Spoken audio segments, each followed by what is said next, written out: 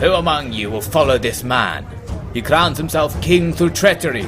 He mocks the gods by trading and cavorting with the slaves of Christ. He has no care for the plight of the common man he asks to bend the knee. What use is such a king to us? Are you done? Will you allow me to speak? You've made a few mistakes, my friend, and the wise king always does his best to bring strength to his subjects, be it in the sword arm or the mind. The truth is that I have won the right to be your king by my skill at arms, besting and killing your previous liege in the sight of all the gods and all of you. As for the Christians, I entertain them, that is true. But have you considered why? Have you considered that by letting them into our halls, into our homes, that we have learned from them the locations of all of their most populated towns, all of their richest stores, their most fertile lands?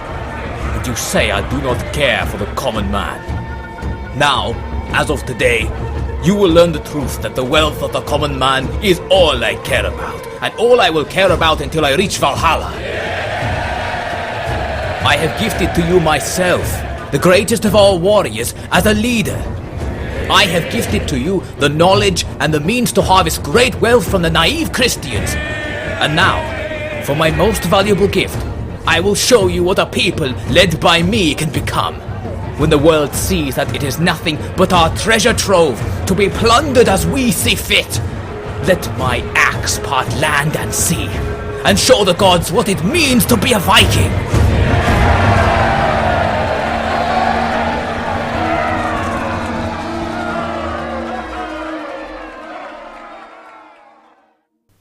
Hello and welcome to this special faction preview for Total War Attila's new DLC, Age of Charlemagne, where we're going to be taking a look here at the Danes. My name is officially Devon, and we're going to check out the start of the campaign to see what's going on. And as you can see here, very early on in the campaign, you get issued a challenge to your leadership called Restless Warriors. It's a mission where the objective is to sack 5 settlements in England, and you have 40 turns to do it. Why do you have to do it? To remove this Restless Warriors faction effect, which you actually got in the previous turn.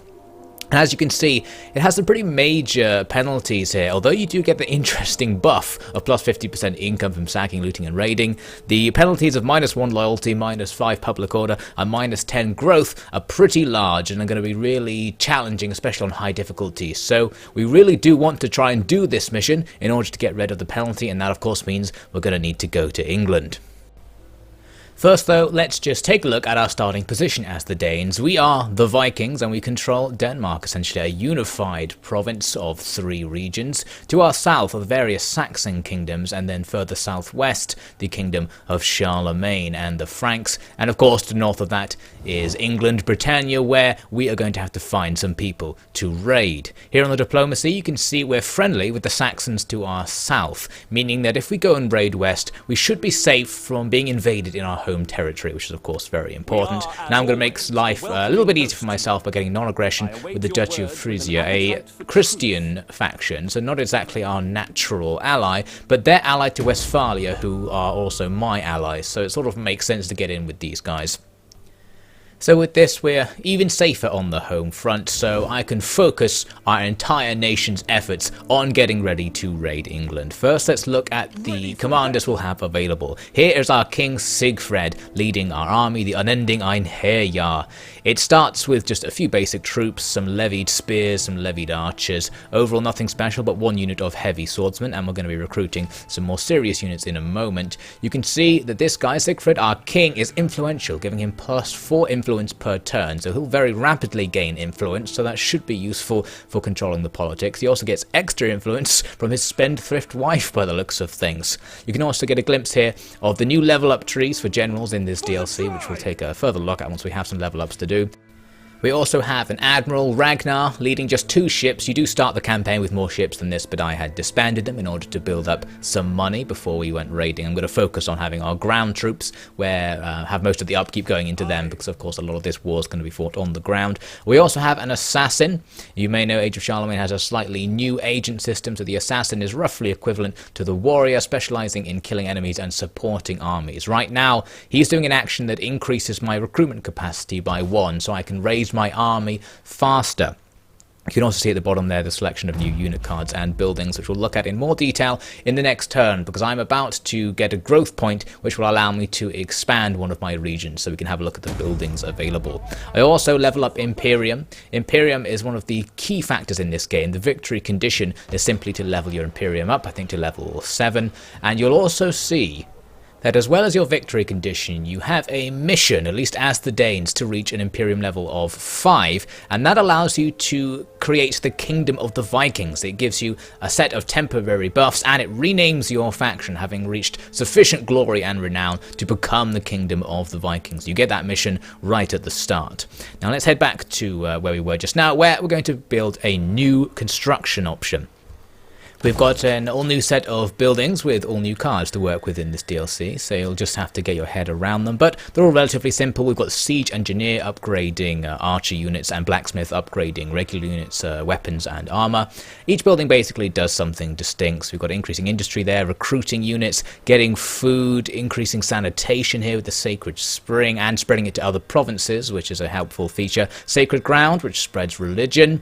A Hostel, which improves public order and allows us to recruit agents. We've also got this guardhouse, which increases the garrison, a mine, which just gives you money, and there's that blacksmith again. And that blacksmith is what I'm actually going to build right now, because that means in just 2 turns I'll be able to upgrade my army. Perfect for our mission to go raiding. We're going to have lots of upgraded troops. Here's the recruitment roster. This is from the level 2 troop recruitment building.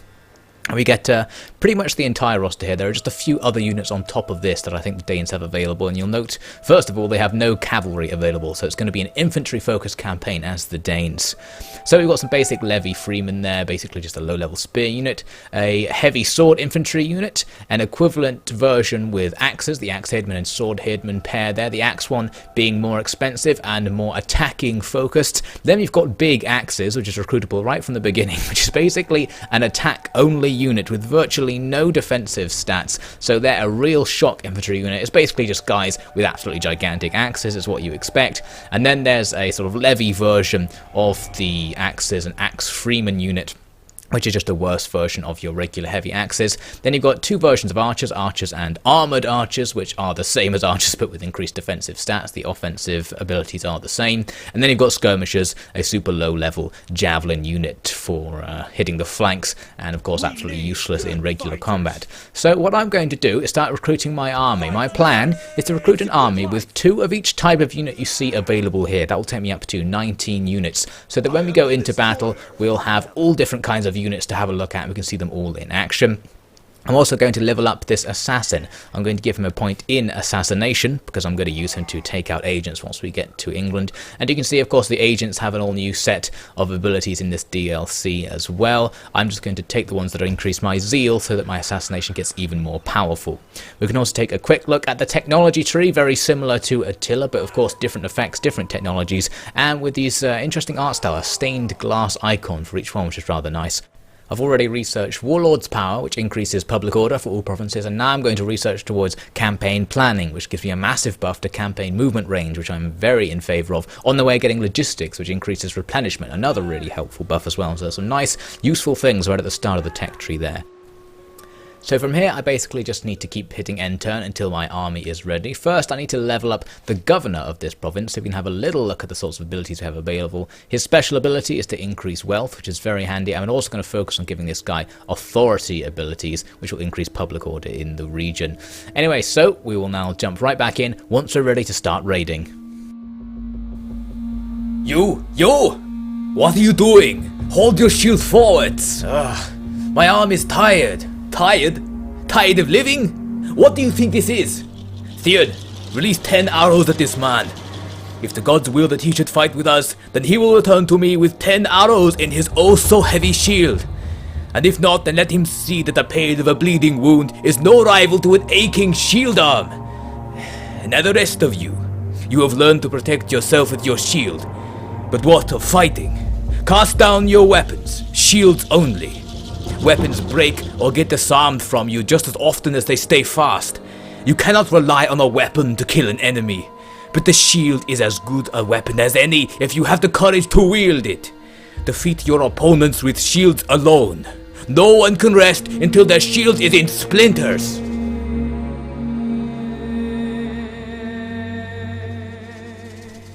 So here we are a couple of turns later, and my army is now ready with 2 of each kind of unit plus a general and an empty space which will fill once we get to England with mercenaries. I've got my blacksmith ready, so I need to blow pretty much all my money upgrading the troops who hadn't been trained while the blacksmith was completed. So that gets most of them upgraded. There's a couple of them left over which I'm not quite going to have enough money to upgrade, but it's not really going to matter about those last few lighter troops, so I don't expect to be taking any hits anyway. So we are now ready to go.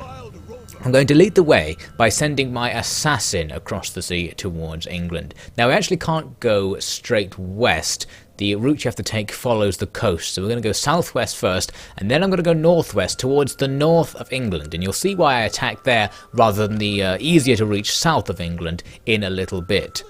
So the unending Einherjar with King Sigfred moves on to the Ragnar's ships, and now we can begin our journey. I can put the guys into a double time stance to sail a bit faster than normal. It's still going to take a really long time actually. It's a little bit strange, possibly something that needs to be tweaked here about how long it's going to take us to sail over there. Pretty much a year plus for us to reach England from Denmark, which seems like an extremely long time.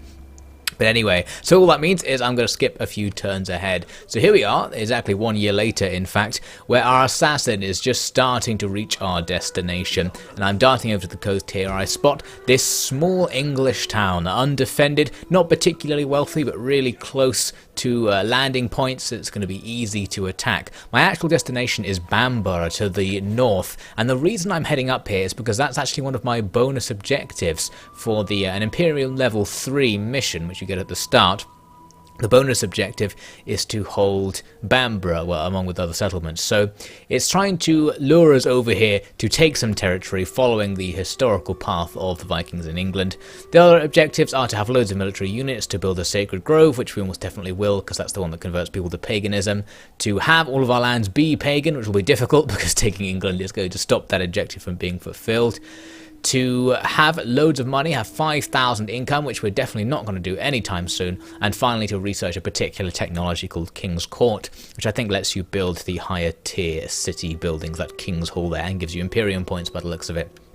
So a bunch of bonus objectives available there, and we're going to go for the first one at the very least. Now, a couple of turns later, my assassin is just scouting out the area around the town that we're targeting. There's a picked assassin standing around. I have a decent chance of assassinating him because I've been training my assassin's abilities and have high zeal, so I thought, even though we're not really going to be at war with the Picts in this particular engagement, I'll just have a go at assassinating this guy and actually get a critical success, so we kill him rather than wounding him. So that's a nice source of experience for my assassin. So now it's time to land our forces, being careful to land north of this river here because we're going to move north after we finish our attack. So our forces set foot on land and have enough movement points easily to attack the town. Now for Ragnar and his ships, he's got an integrity issue. Integrity's been dropping across the entire journey, and now he can't really hang around. He needs a way to get his integrity back up.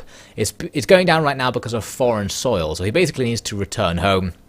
He just has enough movement points to get home before the integrity is going to become a massive, deadly issue. So he is now going to begin his journey back, and you can see without the troop transports they sail quite a lot faster.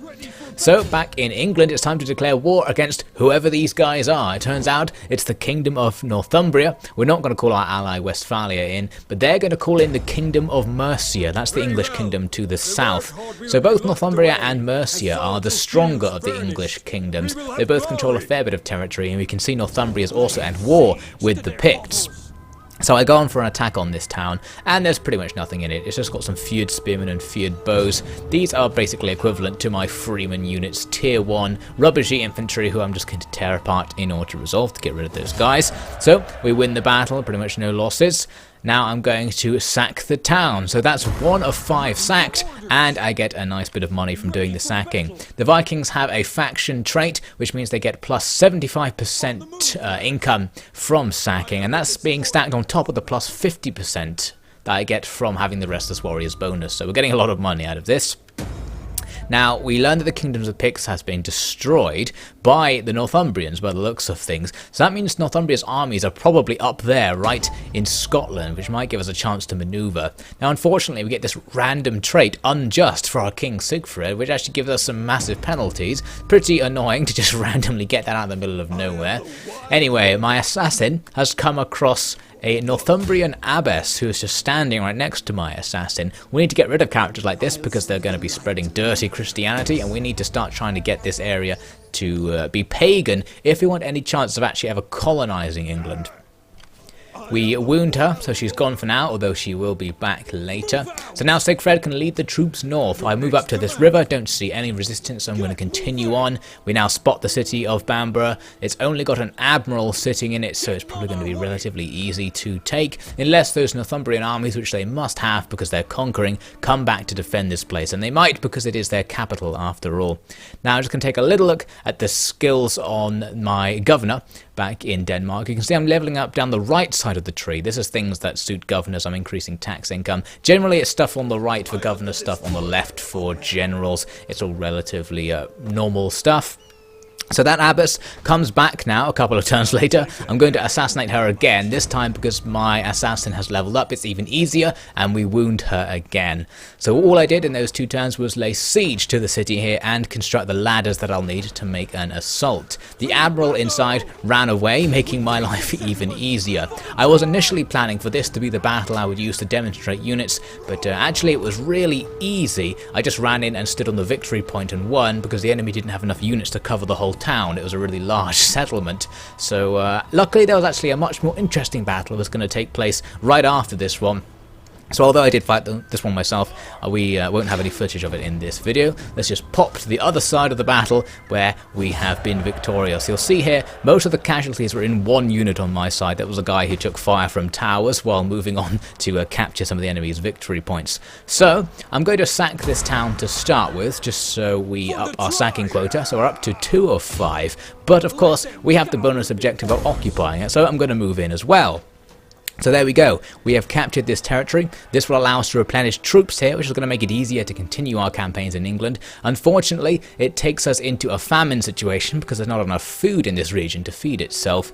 We are going to be able to solve that by repairing it though and investing money in it, and as usual it costs far more to repair the city than I got from sacking it. Still a shame that it works like that. But anyway, we also spot the Northumbrian main force off to the northwest there, so we're probably going to have a battle pretty soon. I recruit in some English horsemen to fill my final unit slot, so I now do have that 1 cavalry unit to help me out. I also have an army tradition I can apply. You can see the traditions are in 2 trees, some special things on the right and then normal things on the left, which is just upgrades to different types of troops. I decided to put both of my points into replenishment upgrades because I always love having really fast replenishment, just so that we can race around the country taking casualties and getting them back really fast. I'm also going to level up Sigfrid. Here you can see some of those military abilities I mentioned. He's got a load of abilities that increase the rank of troops he trains, which is great. He also has this interesting thing which increases shield training by 8%. Not 100% sure what that means. Maybe it just means melee defense. I'm also going to give him an ability that increases campaign movement range because that's always useful. So with all that sorted, you can see that Ragnar has successfully made it back in a future turn, so his integrity is now going to stop dropping, so that's good for him. But the real action is happening over here, where the Northumbrian main force is moving down the road towards us, and it seems to have backup. We don't know all that much about their armies, but we know they have more cavalry than we do, so they'll have the cavalry advantage. Now the first thing I wanted to do was see if my assassin can help me here. We've got 2 possible generals to assassinate. The first one has a pretty good chance of having something done to him, but the second one is their king, Alfred, so obviously that's much more of an interesting target for my assassin to go for. So I'm going to check out the probabilities here, and we actually have a decent chance of attacking this king because my guy has specialized in assassination so much. We're going to have a go at it, and it actually works, a success. We only wounded him, but it means that if we attack them now, their king will not be in their army. This will surely demoralize them and remove any buffs the king would have provided.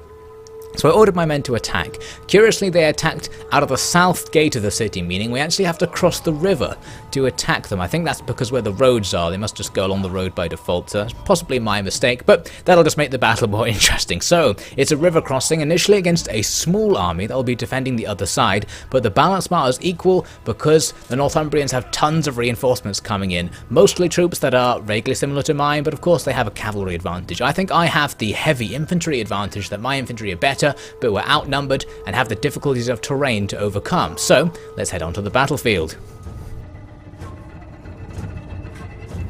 My warriors, how long have you dreamed of battle?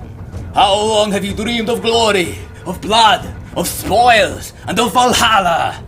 How long have you heard the whisper of the gods compel you to take the lives of the Christ followers? How long have you heard the whisper of your wives begging to have the honor of lying with a rich and victorious warrior? Everything we have done was to get us to this spot on this day. We will mark our deeds out to the gods by staining this river red and strike fear into the hearts of an enemy who have already been abandoned by their coward king. Keep your shields up, your axe grips tight, and your spirits true. Charge now!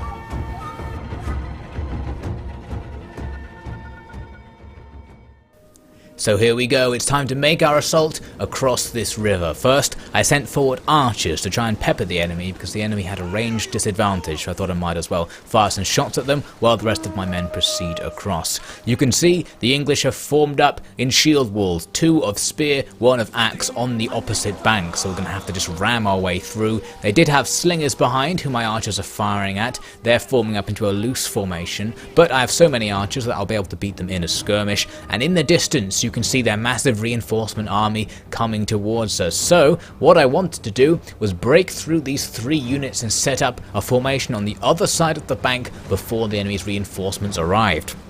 So we start by sending forward 2 squads of axe herdmen, or heavy axe infantry, advancing under a ceiling of shields because the slingers are throwing rocks over the top.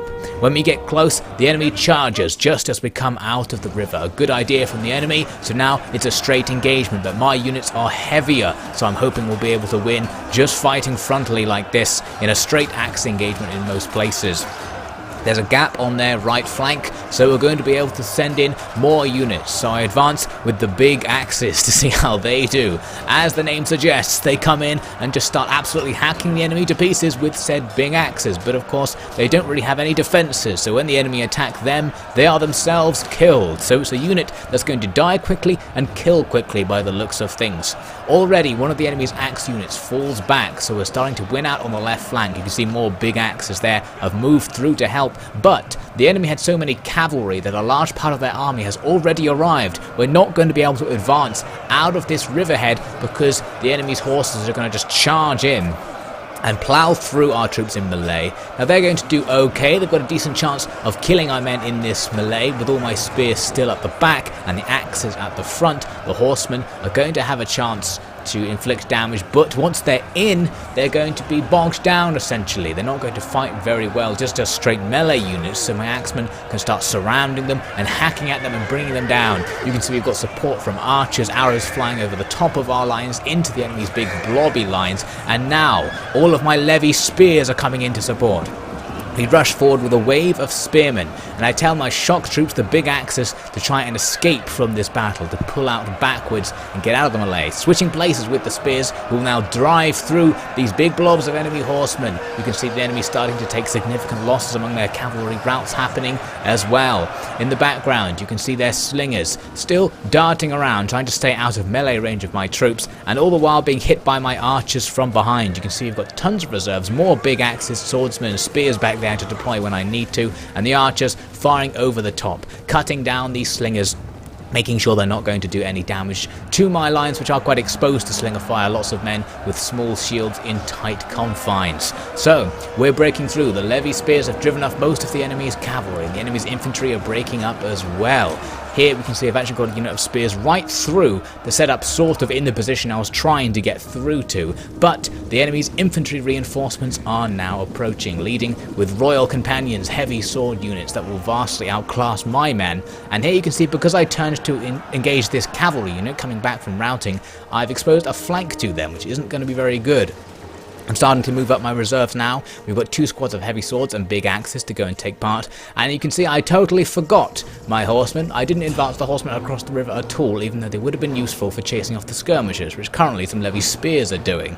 So you can see I'm kind of forming up a line on the right, but on the left it's a total bloodbath. The enemy totally outflanked me with their reinforcing attack, and now they're going to start doing damage. But as you can see here, my troops, even the levy troops, are fighting fantastically, cutting down the enemy it seems. These guys are pretty good, but of course my troops are getting tired. The enemy's troops are fresh, so it's not going to go like that for long. Their cavalry is wiped out, but now it's a big blobby infantry engagement where the enemy have us outflanked in several directions, and they're fighting against my weaker troops, which isn't ideal for me.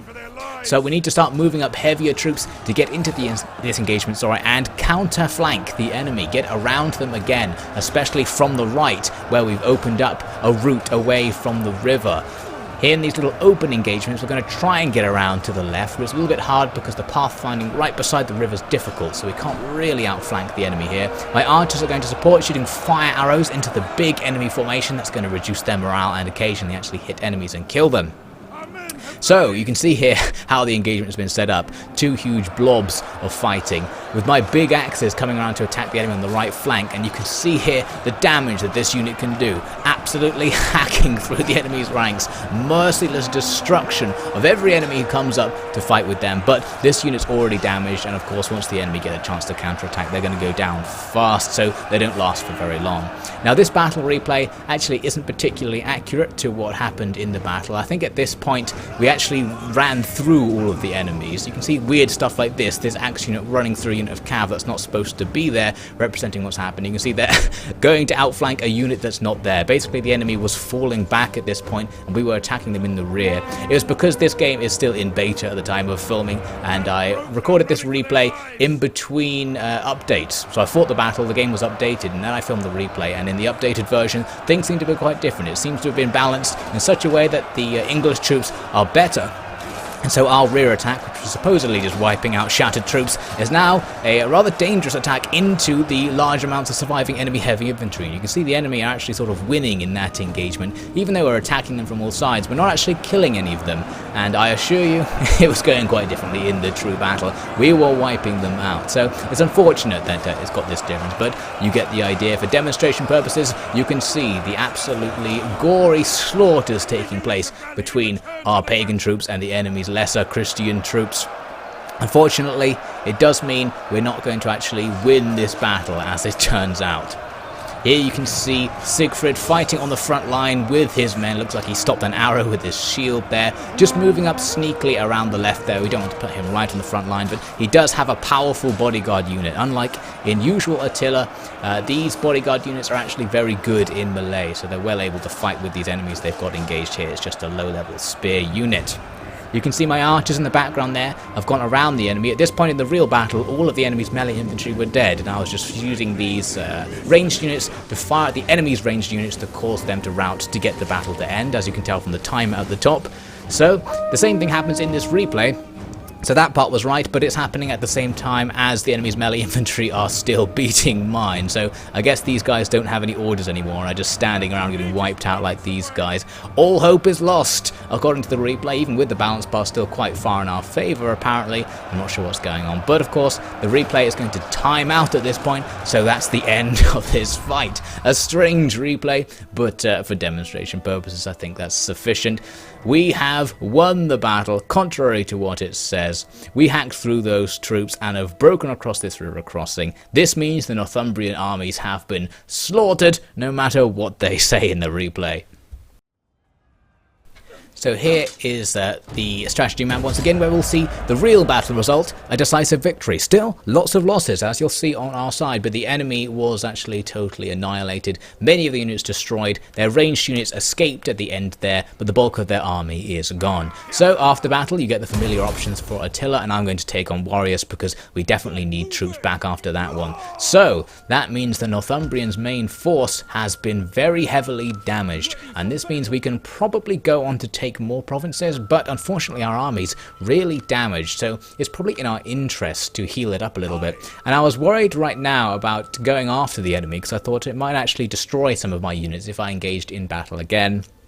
But on the other hand, we're going to destroy more enemy units, so it's still worth it to do this. So we move in, all of the survivors of the battle are here, the balance bar is super far in our favour, and I'm going to do a balanced auto resolve to take them out. We have completely stomped on these English forces. The Kingdom of Northumbria is going to be at our mercy. I am, though, just for now, going to head back to our settlement, both to improve public order and to allow replenishment of our troops. I'm also already able to recruit some new units because I've been converting and repairing some of the buildings, so I might be able to merge a couple of units and then build new ones. I'm also going to get even more campaign movement range and training ability for Sigfred, and you can see we can now recruit units at silver experience for melee units, which is absolutely fantastic. Possibly even worth just disbanding some of my units to retrain them here because they're going to be better now.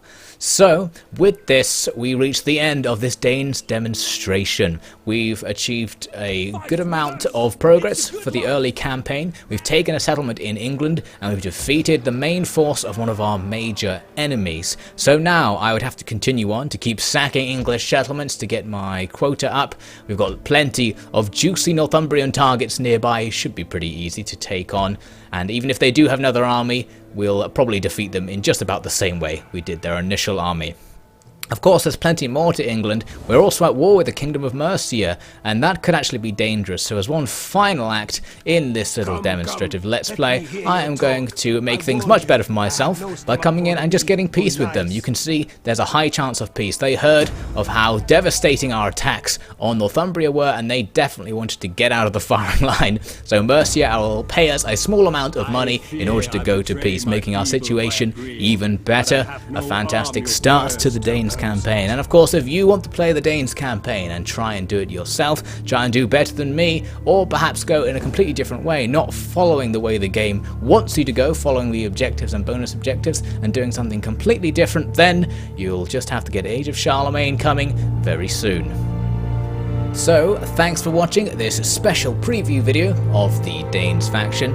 As I mentioned, you'll be able to get Age of Charlemagne soon. In fact, it's the 10th of December, I have just looked up for your information, so keep an eye out for that. There'll be more faction reveal videos coming every day after this one, so to see what other factions are available in the game, keep an eye out for the CA's official releases. And if you enjoyed the approach I take to filming Total War footage, what I call a narrative Let's Play, and you're new to the Officially Devon channel, then I would compel you to take a look at the other playlists on my channel for other Total War series, including a narrative Let's Play of the Grand Campaign for Total War Attila, that's called The Second Messiah, I'll link it in the description, etc. So that's all for now. Thanks to CA for giving me the beta to this game early in order to make this special faction preview, and of course thanks again to you for watching. Age of Charlemagne coming soon.